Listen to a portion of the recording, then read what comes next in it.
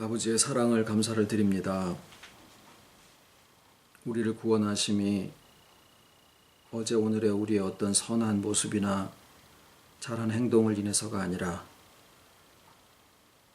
영원전부터 지금까지 영원 후까지 변함이 없으신 우리 아버지의 자존하심과 충만하심에 근거하여 비록 우리가 부족하고 연약하여 넘어질 때라도 우리를 붙잡아 주시고 인도하시는 손길을 결코 놓지 아니하시는 아버지의 사랑 가운데 있게 하심을 감사를 드립니다. 말씀으로 지식에까지 새롭게 함을 입혀주시고 날마다 새로움을 또한 회복의 역사를 경험하고 가게 하시오니 감사를 드리고, 주께서 아버지 안에 함께 나누셨던 그 충만함 속에 저희들도 함께 있게 하시려 이 모든 역사를 시작하셨사오니 시작하신 모든 일들이 온전하여 이루기까지 정말 저희들 또한 쉬지 아니하고 또 나태하지 아니하고 지나치지 아니하고 오직 주와 동행하는 옛날 선지 에녹과 같은 삶을 살기를 진정으로 소원을 드리고, 귀한 가정에 또한 발걸음 인도하셨사오니 영육간에 늘 강건함으로 붙잡아 주시옵기를 바라옵고, 저희들 이 시간에 드리는 예배 위에 아버지 함께 하셔서 영광 받으시기를 예수님의 이름으로 기도드립니다. 아멘.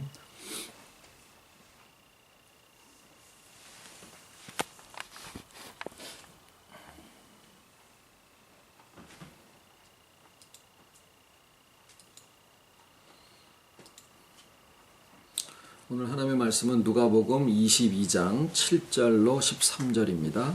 누가복음 22장 7절. 6월절 양을 잡을 무교절일이 이른지라 예수께서 베드로와 요한을 보내시며 가라사대 가서 우리를 위하여 6월절을 예비하여 우리로 먹게 하라. 여짜오되 어디서 예비하기를 원하시나이까. 이르시되 보라, 너희가 성내에 들어가면 물 한 동이를 가지고 가는 사람을 만나리니 그의 들어가는 집으로 따라 들어가서 그 집 주인에게 이르되 선생님이 내게 하는 말씀이 내가 내 제자들과 함께 유월절을 먹을 객실이 어디 있느뇨 하시더라 하라. 그리하면 저가 자리를 베푼 큰 다락방을 보이리니 거기서 예비하라 하신대 저희가 나가 그 하시던 말씀대로 만나 유월절을 예비하니라.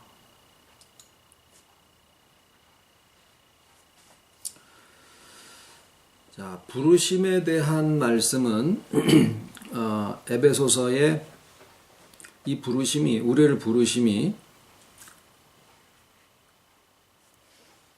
하나님이 자존하시고 그 충만하심 속에 우리도 있게 하시려고 창조의 모든 풍성함으로 예비하시고 그 작정 속에 있던 일이 각자의 때를 따라서 이루어지게 되는 역사로 말씀을 하고 계세요.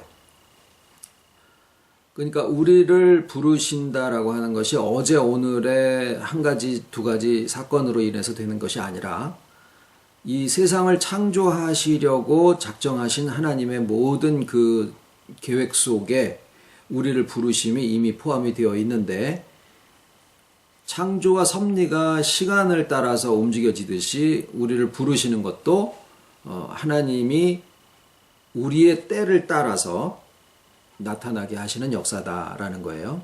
그런데 항상 삼위일체로 계셨고 또 작정하실 때도 삼위일체로 계셨고 창조하실 때도 삼위 하나님께서 우리가 우리의 모양을 따라 우리의 형상대로 우리가 사람을 만들자라고 하셨을 때도 역시 삼위일체로 계셨고, 또 역사를 통해서 모든 과정이 진행되고 예수 그리스도로 이 땅의 구속의 역사를 이루실 때도 역시 삼위일체로 계셨던 것처럼 우리 한 사람 한 사람들을 아버지께서 우리의 때에, 하나님의 때지만 또 우리의 때죠. 우리의 때를 따라서 우리를 부르실 때도 사람들마다의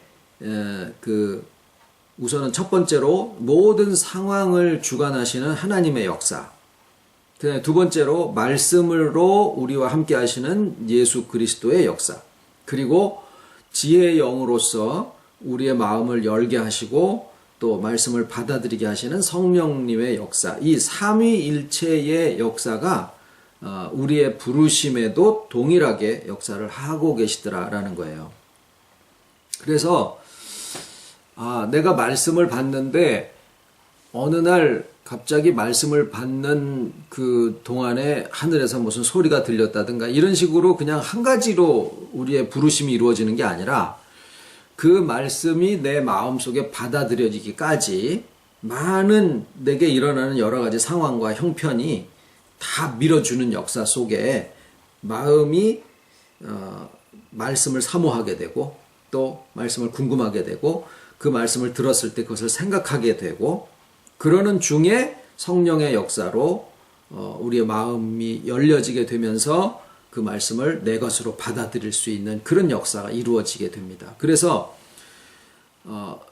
나는 뭐 친구 따라서 교회 갔어. 나는 어떤 일로 해서 말씀을 받게 됐어. 라고 하는 각자의 간증이 다 다를지 몰라도 실상은 삼위일체 하나님의 모든 상황을 통한 역사와 말씀으로 우리 안에 임재하시는 주님의 역사와 깨닫게 하시는 성령님의 역사가 삼위적으로 이렇게 합해져서 우리에게 부르심이라는 역사가 이루어진다라는 거예요.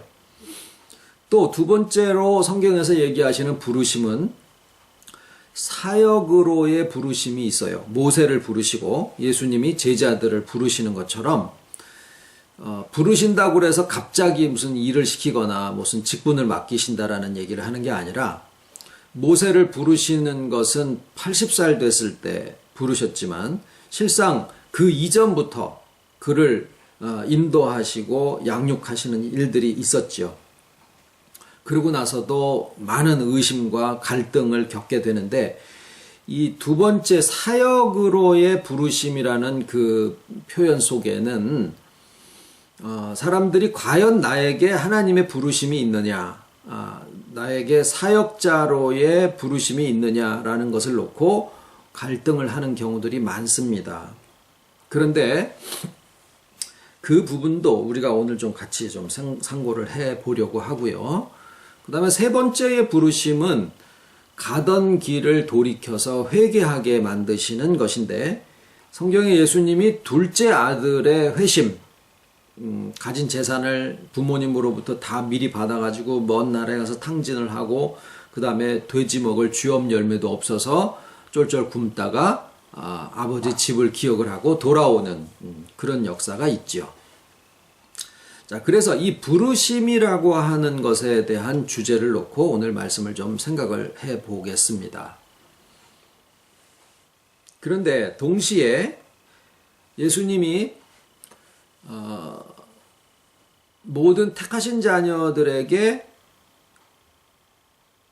구하라, 그 다음에 찾으라, 그 다음에 문을 두드리라, 이 세 가지를 하게 하시죠. 실상은 그 세 가지는 다른 건 아니겠지만 바로 이어서 구하면 주실 것이요, 찾으면 찾을 것이요, 문을 두드리면은 너에게 열려주리니 라고 그 뒤에 바로 이어서 말씀을 하시거든요. 그래서 많은 사람들은 흔히 이것을 자기의 원하는 것을 얻고자 하는 무슨 도깨비 방망이 마냥 구하면 다 주신다더라 라고 구구절절히 주님 앞에, 하나님 앞에 기도 제목을 해서 이것도 주세요, 저것도 주세요. 그러다 성이 안 차면은 밥을 굶으면서 기도를 하고 잠을 안 자면서 기도를 하고 그래서 열심히 모자라서 내가 안 주시나, 하나님은 구할 때 주신다고 그래놓고 왜 안 주시나 의심도 하기도 하고 그럽니다. 그런데 실상 그 구하라 주실 것이요, 찾으라 찾을 것이요, 문을 두드리는 자에게 열려주리니라는 말씀은 짝이 있는 말씀으로 이해를 하는 것이 좋습니다. 그 구절의 짝은 요한계시록 3장에 나와 있는 볼지어다 내가 문 밖에 서서 두드리노니 누구든지 내 음성을 듣고 문을 열면 내가 그에게로 들어가서 그로 더불어 먹고 그는 나로 더불어 먹으리라. 요한계시록 3장 26절 말씀과 이렇게 같이 짝을 지워서 생각하는 것이 좋습니다. 자, 왜냐하면 우선은 주님이 문을 두드린다라고 하셨을 때 그 문은 마음의 문이에요. 이것을 왜 영의 문이다. 우리가 구원받을 때 우리의 영에 주님이 연합하시는 것을 말씀을 나눴죠. 그것으로 설명을 하지 않고 왜 마음의 문이라고 하느냐, 영의 문이라고 하지 않고 왜 마음의 문이라고 하느냐, 이유가 뭐냐. 영을 살려주실 때, 영을 소생시키기 위해서 주님이 연합하실 때 영은 죽어있는 상태이기 때문에 선택을 할 수 있는 가능성이 없어요. 그냥 하나님의 택하심 속에서 부활하신 주님이 하나님의 택하신 자녀의 영에 그냥 일방적으로 연합하심으로써 영의 소생이 이루어지게 됩니다. 그래서 우리가 구원은 전적 하나님의 주권이라고 하는 것은 영의 소생 부분에 대해서 얘기를 하고 계시는 거예요. 그거는 나의 의지와 전혀 무관합니다. 그런데 영이 소생된 자에게 각자의 때를 따라서 하나님의 자녀로 부르시는 그 부분에는 영혼의 구원, 즉 마음의 문을 두드리시는 과정이 거기에 필연적으로 포함이 된다라는 거예요. 그래서 마음의 문을 두드리면 내 마음속에서 그것을 받아들이느냐 받아들이지 못하느냐라고 하는 선택이 거기서 나누어지게 돼요. 그리고 그 다음에 예수님이 볼지어다 내가 문 밖에 서서 두드리노니 누구든지 내 음성을 듣고 문을 열면 내가 그에게로 들어가서 같이 더불어 먹고 마시리라라고 하는 것은 살아가는 삶을 얘기를 해요. 그러니까 결국은 마음과 몸의 움직임을 통해서 이루어지는 역사를 표현을 한 것이죠. 그래서 주님이 영의 연합하심과 그것은 영원의 세계 속에서 이루어진 일이고 우리의 마음의 문을 두드리시고 들어오시는 역사는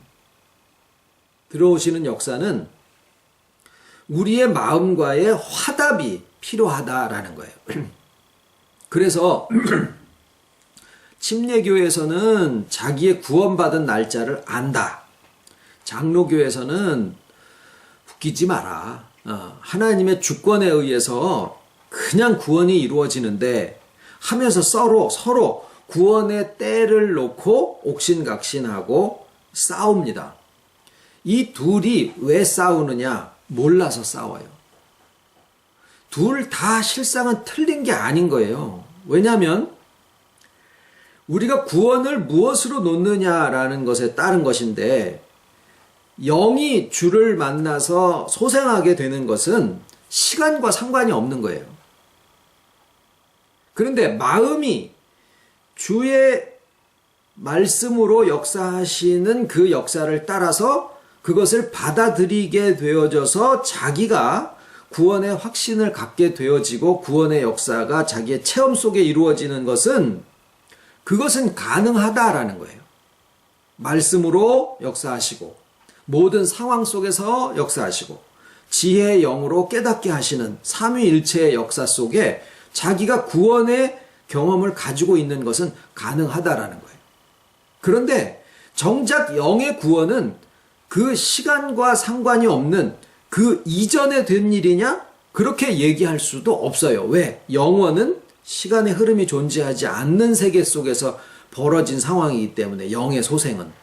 그래서 그 시점에 구원받았다고 해도 되는 거고 그 이전에 했다고 해도 되는 거고 그래서 영의 구원에 대한 것이냐 아니면은 영혼의 구원에 대한 것이냐라는 것을 놓고 서로가 옥신각신할 뿐이지 이도 구원받은 점에서는 다르지 않고 저도 구원받은 점에서 다르지 않다라는 거예요. 저희가 지금 이 말씀을 나누는 것은 하나님의 택하신 자녀들이 자유주의다, 개혁주의다라고 서로 마치 이단을 바라보는 것처럼 그렇게 싸우고 있는 이 현실의 틈을 타고 종교를 통합하자라고 하는 그런 사람들은 야금야금 사람들을 자기네 편으로 해서 결국에는 예수 이름 없이도 구원받을 수 있다.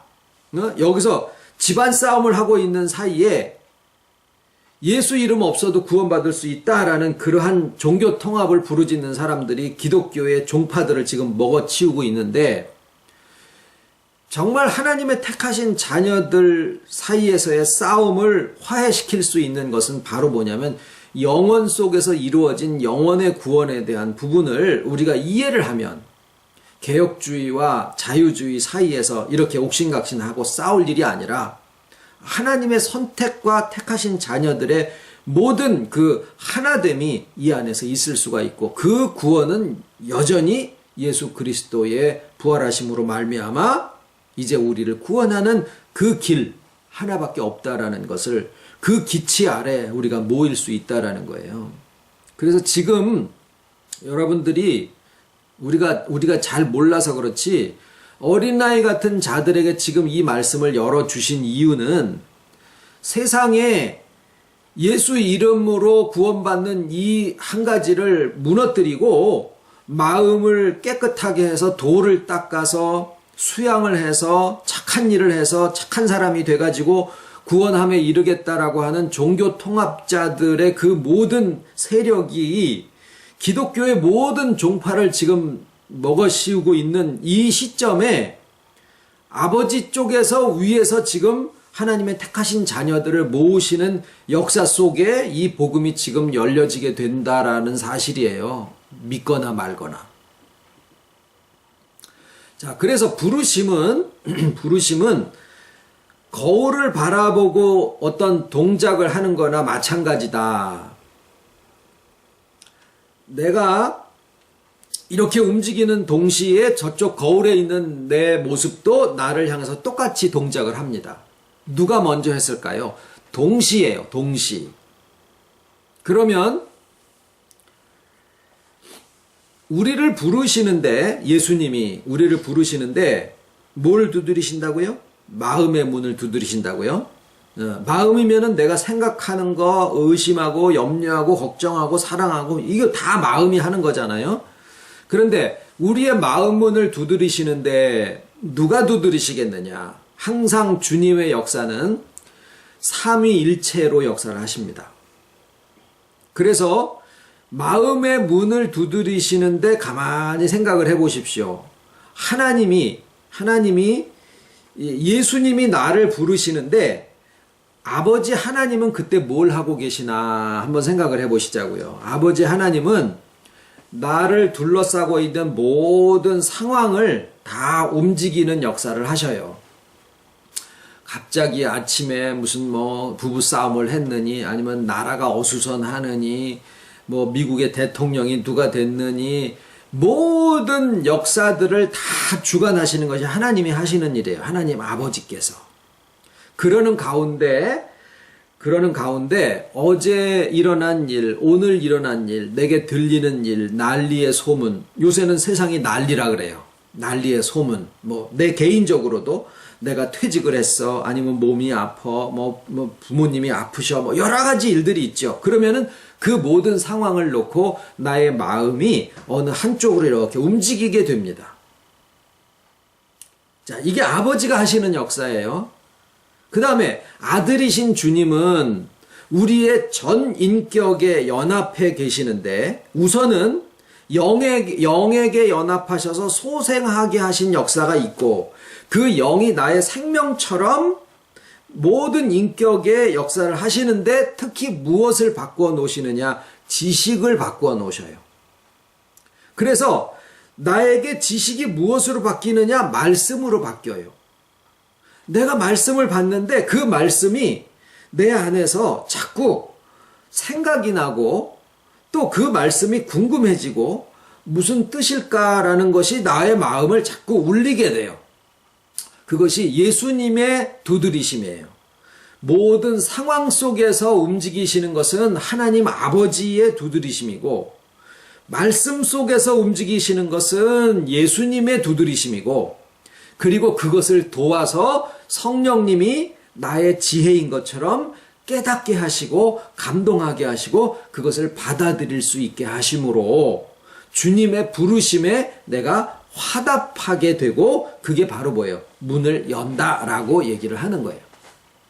그러니까 내가 문을 연다라고 하는 것은 뭐 어디 마음에 문이 있어서 이렇게 뭐 호주머니를 열듯이 지갑을 열듯이 여는 게 아니라 하나님의 역사 속에, 말씀의 역사 속에 내 안에서 감동되어지는 것을 따라서 뭘 하는 거예요? 생각을 하는 거예요. 생각을. 마음을 여는 것은 생각을 하는 과정을 통합니다. 말씀을 듣는데 내가 말씀을 들어. 그러고서 테레비 켜놓고 그냥 있듯이 그냥 듣고 있는 게 아니다라는 거예요. 말씀을 듣고 나서도 이제 빨리 가서 오늘 집에 가서 뭐 해야 되는 거 빨리 해야지. 다 좋아요. 그래도 말씀이 속에서 살아계신 주님으로 말씀이 자꾸 생각이 나는 거예요. 그리고 지혜로 말씀이 감동이 되어지고 내게 인정이 되어지고 그리고 그것이 나의 마음속에 받아들여지고 생각되어지도록 영화 한 편을 봐도 내가 나이를 먹어가는 게 이게 뭐지? 얼마 전에 영화를 봤어요. 죽여주는 여자, 윤여정, 권무송, 전무송. 근데 그걸 보면서 나이를 먹는 게 뭐지? 그렇게 생각을 하다가 오늘 주일학교 학생들이랑 넓은 문, 좁은 문에 대해서 말씀을 할 때 그 영화 얘기를 한 건 아닌데 이 생각하는 것에 대한 말씀을 또 나누게 됐어요. 주님이 역사를 하신다, 문을 두드리신다, 내 안에서 아무리 찾아봐야 주님이 문 두드리는 소리가 들리는 것도 아니고 아무야 내가 이런다 저런다 그렇게 얘기를 하신다라 그러면은 저는 딩겁을 해서 됐어요 주님 그렇게 역사하시는 거를 믿기는 하지만 나는 그렇게 하는 거는 싫습니다. 어느 쪽에서 역사를 하시는지 그걸 어떻게 알아요? 아무야 뭐 이렇게 해라 저렇게 해라라는 쪽으로 역사를 하시는 것도 믿지만 그렇게 역사하시지 말고 저는 그냥 두들겨 보고 찾아보다가 말씀 속에서 깨달아지고 지혜로 알아지게 되는 그런 식으로 역사하시는 것만을 주님의 역사로 알겠습니다. 그리고 상황 속에서 일이 진행돼 나가는 걸 보고 그냥 인간적으로 믿고 싶으니까 신령하게 뭐를 주지 마세요. 저는 그렇게 하고 가고 있어요.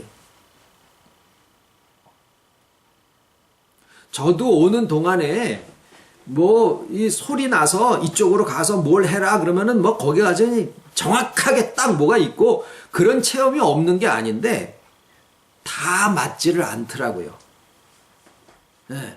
몇 번 따라 해보다가 신기해가지고 따라 해보다가 이게 언제 가서는 다 맞는 게 아니더라고요. 그러면 아니지. 다 맞아야지. 그래서 그 다음에는 그냥 인간적으로 믿겠으니까 인간적으로 찾아서 지혜로 두드리는 속에서 역사해 주시옵소서라고 마음에 기도를 하고 작정을 했습니다. 의논해보고 사람들이랑 의논해보고 상황이 돌아가는 것을 보면서 인간의 지혜로 더듬어서 하나님의 뜻을 알기를 원합니다. 그런데 하나님이 성경에서 자꾸 알게 해주시는데 보니까 그렇게 역사하시게 되어 있더라고요. 상황을 움직이시는 속에서 성부 하나님의 역사를 우리가 더듬어서 발견하게 되어 있고 말씀이 자꾸 생각이 나게 되면서 그 말씀을 놓고 또 궁구하고 생각하고 상고하고 묵상하고 하는 그런 속에 주님과 동행이 있고 나의 지혜 가운데서 깨닫게 하시는 성령의 감동 속에 삼위일체의 역사로 우리를 두드리시는 소리를 듣게 되더라라는 거예요. 그런데 이것이 아까 처음에 말씀드린 대로 뭐라 그랬어요? 구하라. 그러면은 실상 지금 누가 두드리느냐? 문을 두드려라 열릴 것이라. 그러면은 구하라 주실 것이요 찾아라 찾을 것이요 문을 두드리라 열릴 것이라고 하셨으니까 틀림없이 우리더러 문을 두드리라고 하신 건데 동시에 주님은 우리의 문을 두드리신다라는 거예요. 누가 두드리는 걸까요? 지금 내 마음을 두드리시는 분이 누굴까요?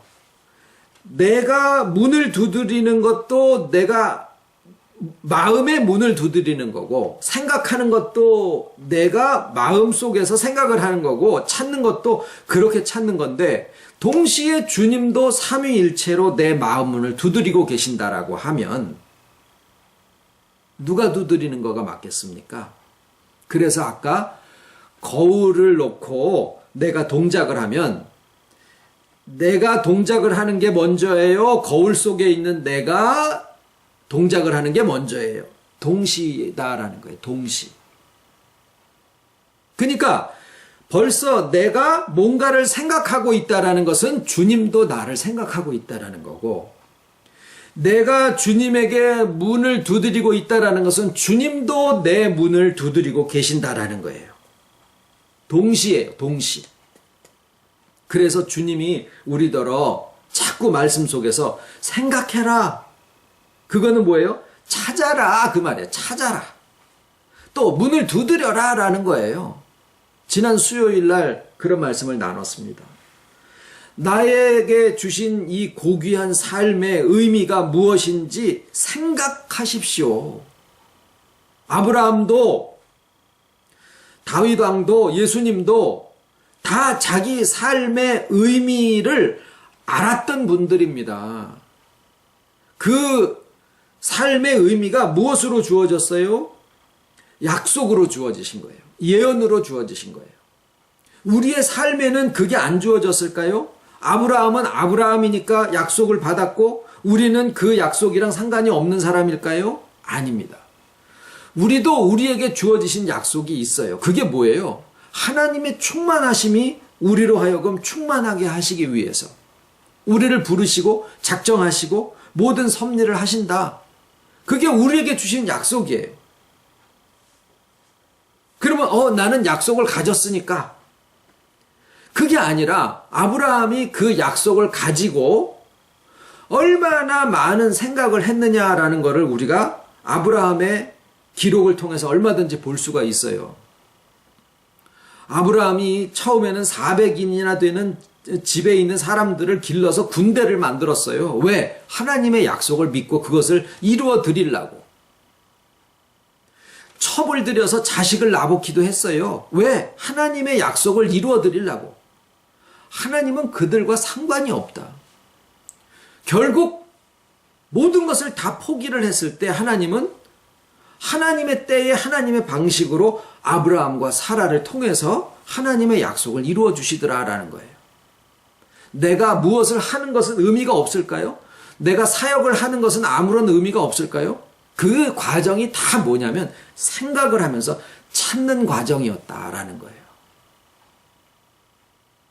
우리가 생각을 하지 않는 기독교인이 되면 큰일 납니다. 그걸 맹종이라 그래요. 생각을 안 하고 무조건 어떤 사람이 얘기하면 다 믿는 식의 믿음은, 목사들은 그렇게 되면은 좋아요. 목사님이 얘기하면은 다 들어. 그러면은 목회하기는 좋아. 재미나. 순종이 제사보다 낫다고 사무엘을 통해서 얘기하지 않으셨느냐? 그런 구절 갖다 대면은 얼마든지 찾을 수 있어요. 큰일 납니다. 그 목사 망하면 다 망해요. 그 교회 문 닫으면은 그 믿음이고 뭐고 다 문 닫아요. 생각하는 사람이 되어야 됩니다. 생각하는 것은 자기에게 주신 하나님의 약속을 자기에게 특화되어 있는 것으로 그게 충실함으로 나타나게 만드는 방법이에요. 그리고 그동안에 내가 찾는 것 같고 내가 구하는 것 같고 내가 두드리는 것 같지만 실상은 주님도 동시에 나를 찾으시고 나를 두드리시고 내 마음을 두드리시고 나를 하나님의 자녀로 부르시고 또 사역의 길로도 부르시는데, 그 사역에 대해서 마지막으로 한 가지만 드리면,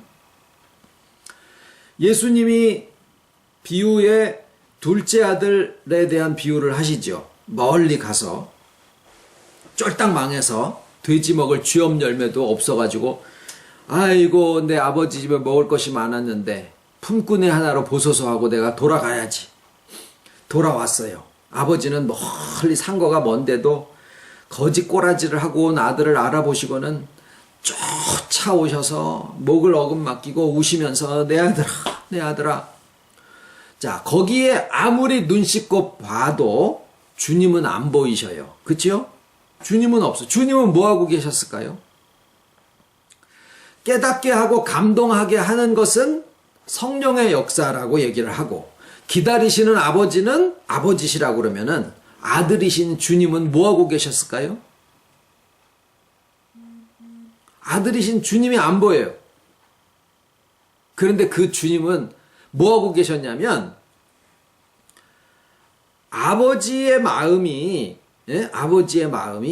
돌아온 아들에게 대해서 무엇도 요구하지 아니하시고 그냥 무조건적인 용서를 하신다라고 하는 아버지의 마음과 아들인 우리들의 마음을 서로 회복하게 하시는 비유를 우리한테 주신 게 예수님의 마음이에요. 그러니까 그 스토리상에는 예수님이 등장을 안 하지만 그 비유를 우리한테 주신 분이 예수님이에요. 그러니까 거기에도 삼위일체가 나온 거예요.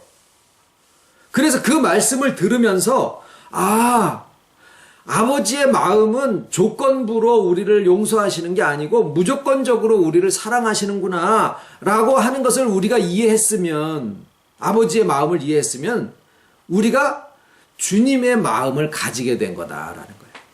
그때 주님은 어디 계셨을까요? 그것을 읽고 있는 내 마음 속에서 나로 같이 계시는 거예요. 이해하셨기를 바라요. 자, 그러면 이제 부르심에 대한 마지막 말씀이 뭐냐? 오늘 읽은 말씀 속에 예수님이 이제 돌아가시기 직전에 유월절 양식을 드셔야 되는데 그때 부르심에 대한 것이 나옵니다. 누구네 집에 갔으면 좋겠습니까? 예수님 어떻게 준비를 할까요? 우리가 음식을 사다가 어떻게 이제 어디 뭐 겟세마네 동산에 가야 될까요? 어떻게 하면 좋을까요? 여쭤보니까 시내에 나가서 물 한 동이 지고 가는 사람을 만나면 그 사람한테 가서 우리 주님의 유월절 어디에 준비하면 좋겠습니까? 그러면 그 사람이 예비한 것을 보이리라. 물 한 동이가 뭘까요? 물 한 동이 지고 가는 그 물 한 동이 갖고 가가지고 뭘 하느냐면은 집안에 있는 사람들이랑 마시게 하려고 갖고 가는 거 아니겠어요? 그죠? 물 한 동이로 목욕을 하겠어요? 물 한 동이로 목욕도 하긴 하죠. 양치도 하고 그런데 그걸로 결국에는 물 한 동이 가가지고 갈증 해결하는 거예요. 밥을 짓기도 하고. 자, 그러면 우리의 마음 속에 무슨 능력이 있는 것도 아니고 뭘 찾으시느냐면은 물 한 동이를 찾으시는 거예요. 그게 뭘까요? 나 하나 그냥 천국 가면은 되지. 그거가 아니라 물 한 동이 지고 가서 나눠 마시자라는 거예요. 되든 안 되든 이 물 갖고 가가지고 저 사람도 갈증이 너무 심해. 저 사람도 좀 회복이 됐으면 좋겠어. 세상 사람들 살면서 만나보다 보니까 너무나들 상처 입은 사람들이 너무 많어. 근데 나는 말씀 받고 회복을 했으니까 나는 됐어. 누가 나 건드리지 말고 신간 편하게 나 혼자 살면 돼. 예. 요게 아니라 물 한 동이 지고 가서 저 사람한테도 좀 먹여봤으면 좋겠네. 저 사람도 말씀을 좀 듣고 회복이 됐으면 좋겠네. 내버려둬. 건드리지 말어. 니나 잘해. 예. 그 사람은 다 하나님이 다 알아서 하신 게 너는 니나 잘해. 그냥 시끄럽게 일 만들지 말고 그냥 있는 것만 가지고 잘해. 이게 아니라 이 사람한테도 물 한 모금 먹이고 저 사람 물 한 모금 좀 먹여서 그 사람도 그냥 갈증 속에서 좀 그렇게 됐으면은 아픈 사람한테 물 줘본 적 있습니까? 아파서 누워가지고 물이 간절한데 그 사람한테 물 줘본 적 있습니까? 물 줘보다가 아파! 그러고서 그 사람한테 되바가지질 받아본 그런 경험들도 우리가 한번 해볼 필요가 있다라는 거예요. 아픈 사람이 물이 필요하고 한 모금의 위로가 필요한데도 그 사람한테 위로한다고 갔다가 바가지 뒤집어 쓰는 일들도 얼마든지 있을 수 있습니다. 그런데 그런 거 무서워서 야야야야야야야야 시끄럽게 하지 말고 너나 잘해 라고 얘기하면은 자기나 물 마시고 그냥 있지, 너의 물 지고 가는 사람들 가가지고 그냥 흔들어서 그냥 깨빡치는 것밖에 아닌 거예요. 놈들이 봉사하면은 그냥 봉사하게 내비둬요.